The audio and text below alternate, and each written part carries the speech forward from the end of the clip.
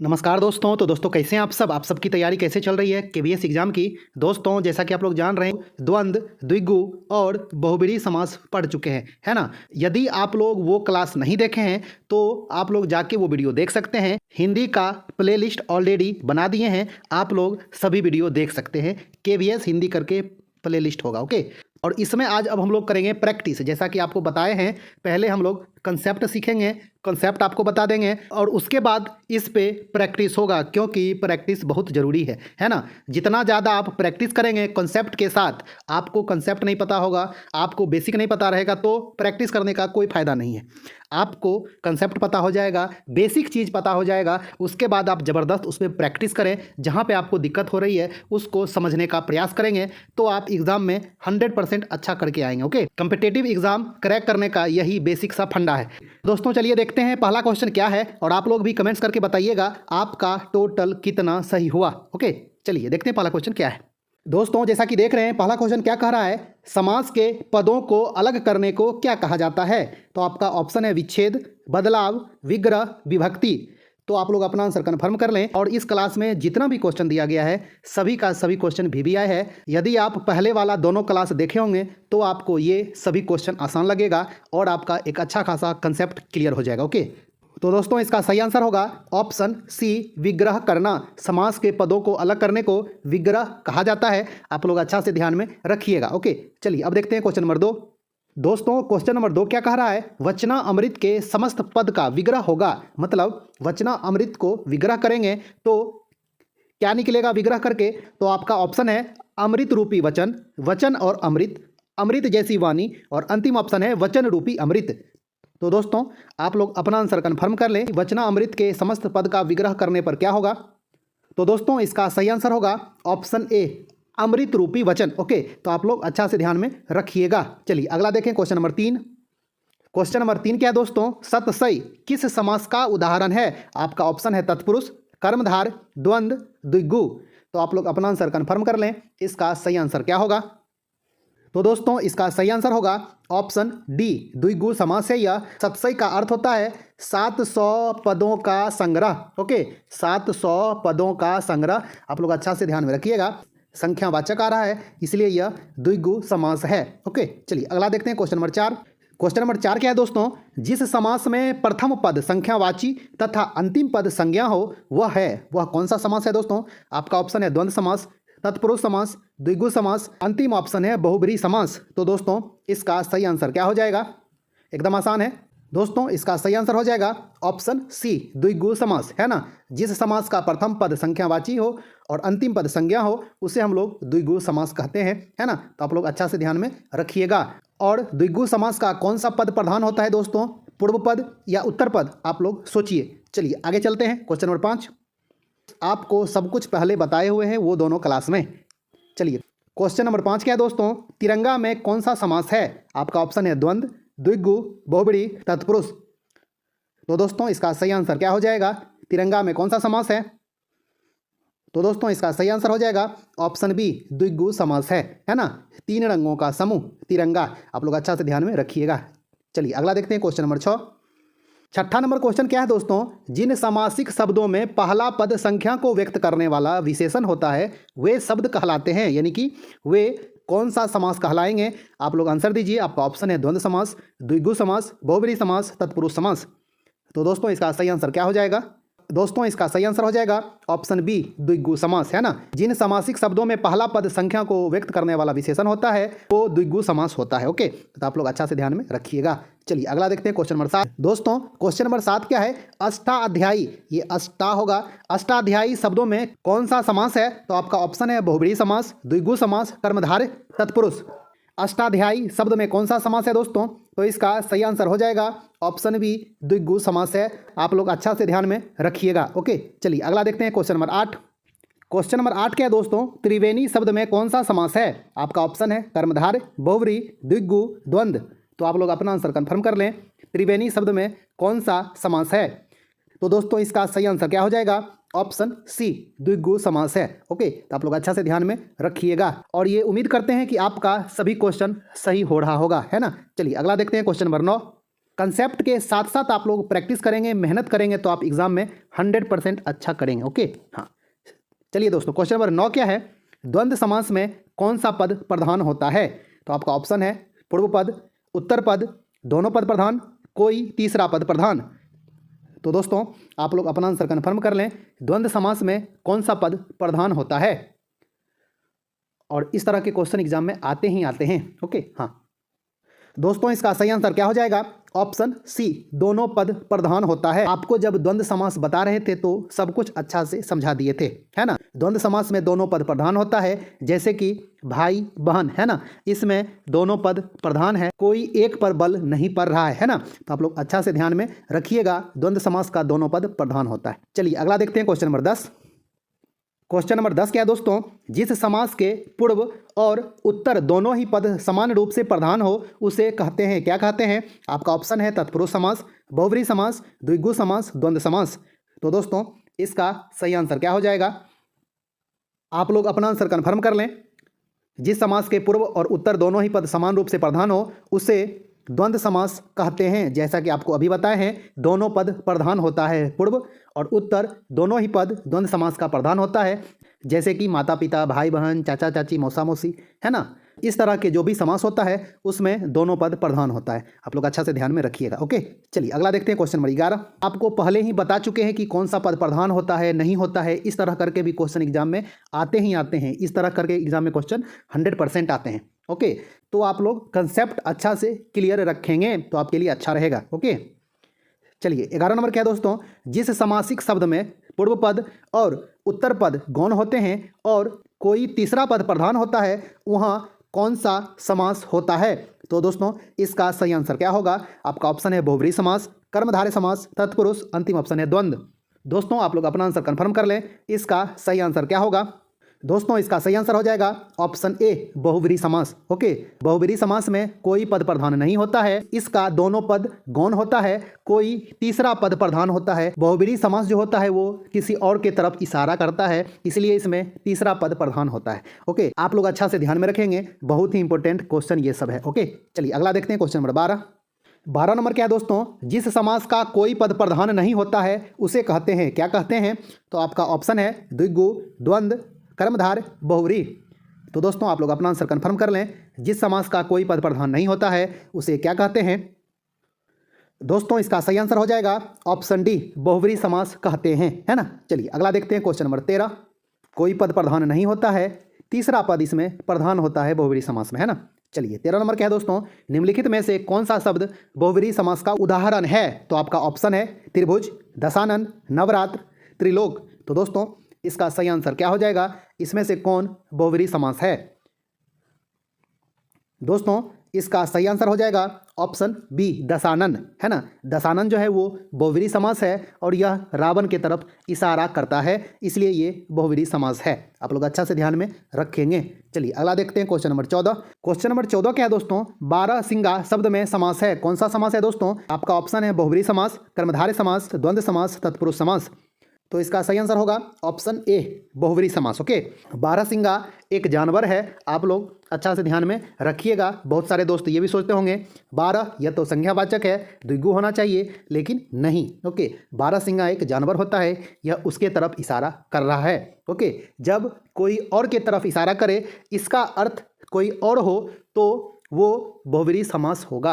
आप लोग इस बात को ध्यान में रखेंगे। ओके, अब आपको ये पता नहीं होगा कि बारहसिंगा कोई जानवर होता है तो फिर आप फंस सकते हैं, है ना। चलिए अगला देखते हैं, क्वेश्चन नंबर 15 नंबर क्या है दोस्तों?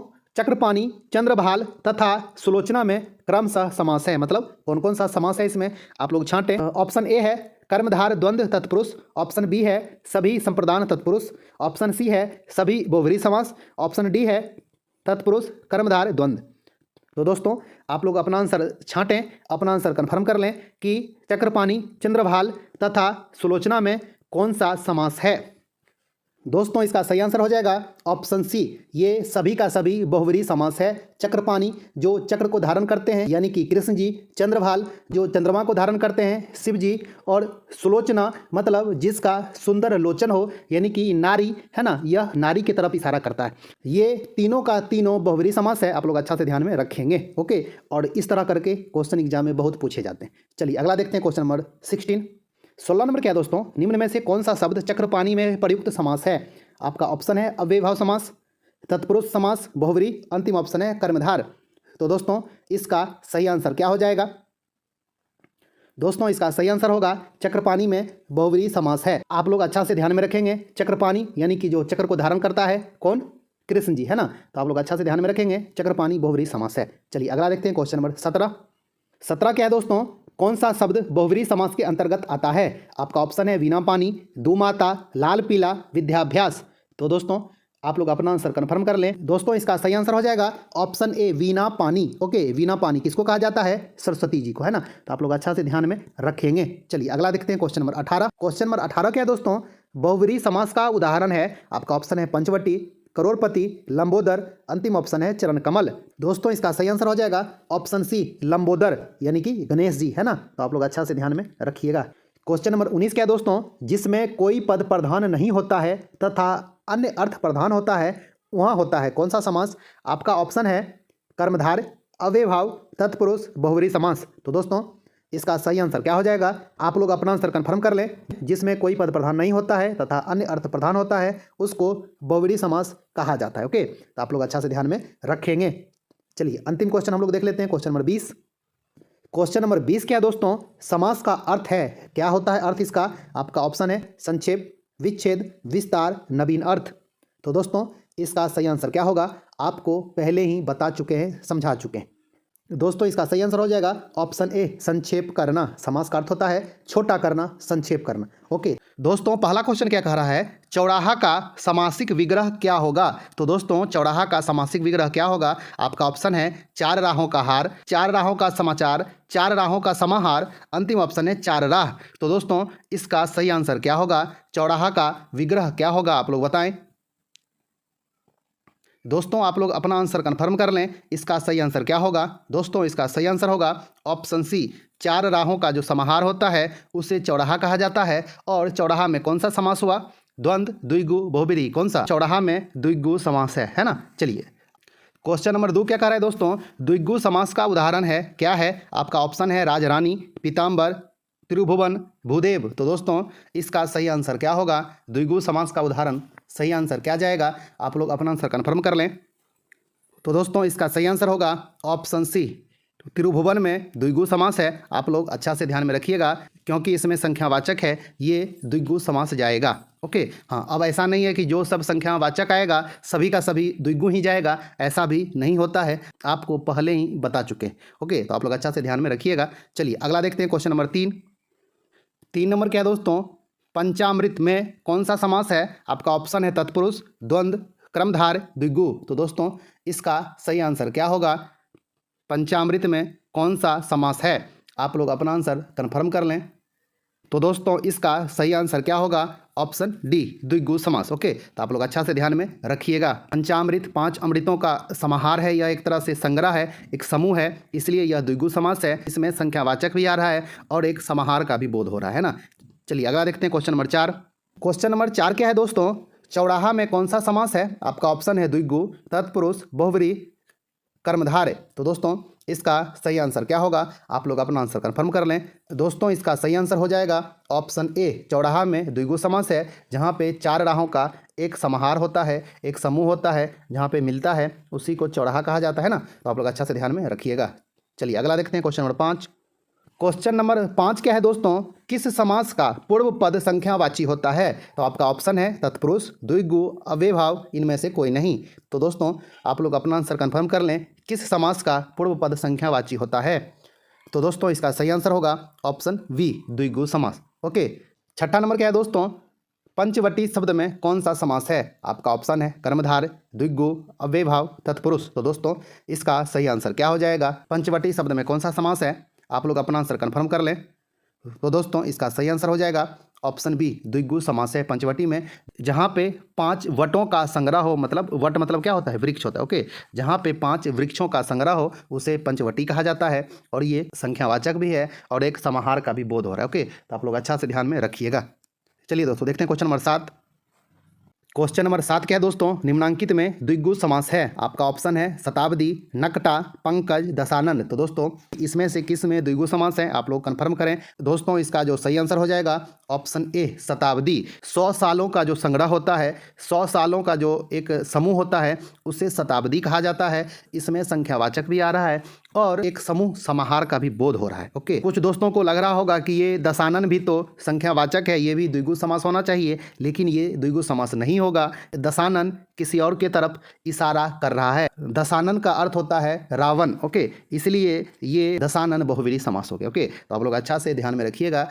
यही सब छोटी छोटी बातें हैं जो आपको एग्जाम में ध्यान में रखना है। जल्दबाजी में गलती से मिस्टेक आपको एग्जाम में नहीं करना है। ओके, चलिए अगला देखते हैं क्वेश्चन नंबर 8। क्वेश्चन नंबर 8 क्या कह रहा है दोस्तों, त्रिभुज शब्द में कौन सा समास है। आपका ऑप्शन है तत्पुरुष, द्विगु, द्वंद्व, कर्मधारय। तो दोस्तों इसका सही आंसर क्या हो जाएगा, त्रिभुज में कौन सा समास है। तो दोस्तों इसका सही आंसर हो जाएगा ऑप्शन बी द्विगु समास है ना। चलिए अगला देखते हैं क्वेश्चन नंबर 9। क्वेश्चन नंबर 9 क्या है दोस्तों, द्विगु समास का उदाहरण है। आपका ऑप्शन है माता पिता, यथाशक्ति, नवग्रह, पीताम्बर। तो दोस्तों आप लोग अपना आंसर कंफर्म कर लें। दोस्तों इसका सही आंसर हो जाएगा ऑप्शन सी नवग्रह है ना। 9 ग्रहों का जो समाहार होता है, संग्रह होता है, उसी को नवग्रह कहा जाता है। आप लोग अच्छा से ध्यान में रखिएगा, संख्यावाचक भी है और एक समाहार का भी बोध हो रहा है। ओके, तो ये द्विगु समास हो गया। ओके, चलिए अगला देखते हैं क्वेश्चन नंबर 10। क्वेश्चन नंबर 10 क्या दोस्तों, निम्नलिखित में द्वंद्व समास है, यानी कि इसमें से किस में द्वंद्व समास है। आपका ऑप्शन है यथासंभव, देशभक्ति, देश विदेश, पीताम्बर। तो दोस्तों आप लोग अपना आंसर कंफर्म कर लें, इसमें से किस में द्वंद्व समास है। दोस्तों इसका सही आंसर हो जाएगा ऑप्शन सी देश विदेश है ना। जिस समास का विग्रह करने पर और अथवा एवं आ जाए वो द्वंद्व समास होगा, और इसमें दोनों पद प्रधान होता है ना। तो देश विदेश का आप विग्रह कीजिएगा तो देश और विदेश आएगा। ये विग्रह करने के बाद अलग अलग हो जाएगा और इसके बीच और एवं अथवा आ सकता है ना। तो आप लोग अच्छा से ध्यान में रखिएगा, आपको ये सब बातें पहले ही बता चुके हैं। ओके, चलिए अगला देखते हैं क्वेश्चन नंबर 11। 11 क्या दोस्तों, द्वंद्व समास है। आपका ऑप्शन है लंबोदर, अंधकूप, नर नारी, शरणागत। तो दोस्तों आप लोग समझ ही गए होंगे इसका सही आंसर क्या होगा। दोस्तों इसका सही आंसर हो जाएगा ऑप्शन सी नर और नारी है ना। आप लोग अच्छा से इस बात को ध्यान में रखिएगा, और अथवा एवं आ जाए विग्रह करने के बाद तो वो द्वंद्व समास हो जाता है। इसमें दोनों पद प्रधान होता है। आप लोग परिभाषा को भी अच्छा से ध्यान में रखिएगा। ओके, अच्छा से समझ लीजिएगा तो परिभाषा अपने आप याद रहेगा। ओके, चलिए अगला देखते हैं क्वेश्चन नंबर 12। 12 नंबर क्या है दोस्तों, जब किसी समास में दोनों शब्द प्रधान हो तो उसको कहते हैं, क्या कहते हैं। आपका ऑप्शन है द्वंद्व समास, द्विगु समास, प्रधान समास, अंतिम ऑप्शन है तत्पुरुष समास। तो दोस्तों इसका सही आंसर क्या हो जाएगा, जिस समास में दोनों शब्द प्रधान होते हैं उसको क्या कहा जाता है, द्वंद्व, द्विगु या फिर प्रधान समास, क्या कहा जाएगा उसको।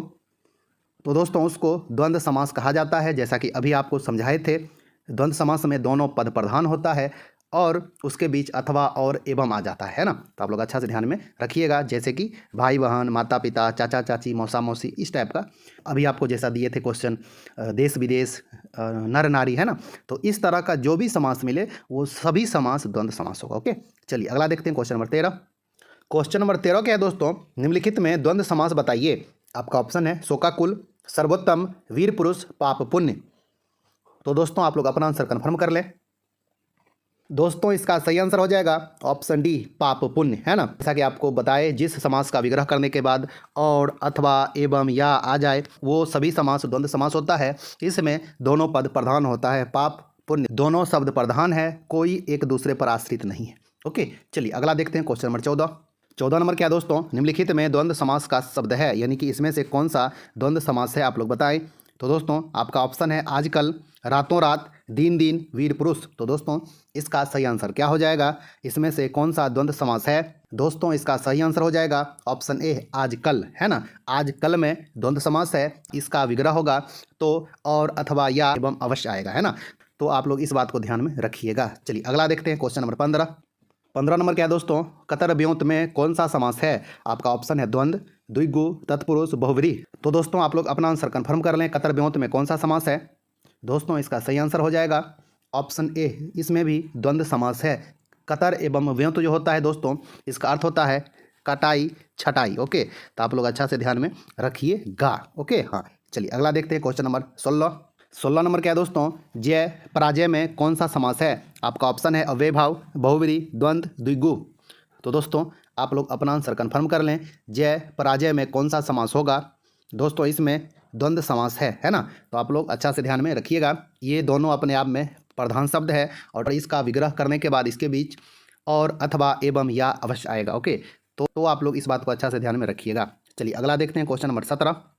क्वेश्चन नंबर 17 क्या है दोस्तों, धनुर्बाण में किस तरह का समास है? आपका ऑप्शन है तत्पुरुष, बहुव्रीहि, कर्मधार, द्विगु।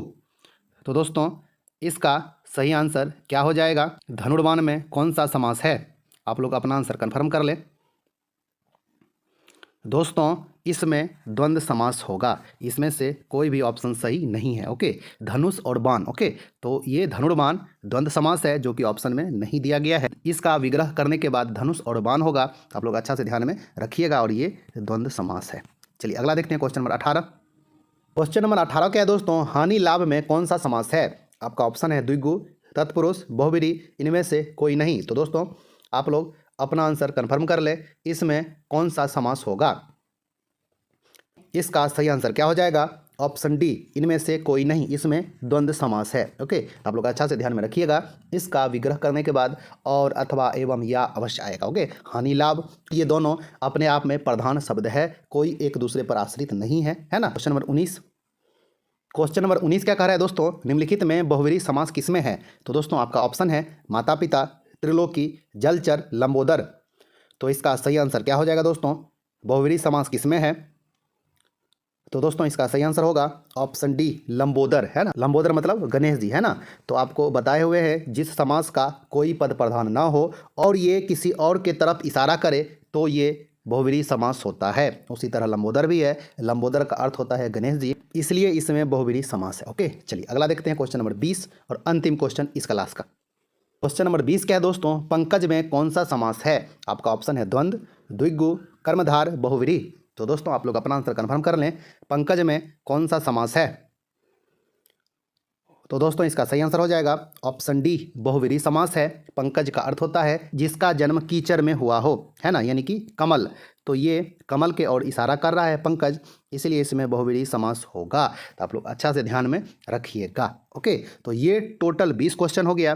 पहले वाला भी आपको 20 क्वेश्चन करवाए थे, यानी कि टोटल 40 क्वेश्चन पे प्रैक्टिस करवा दिए हैं।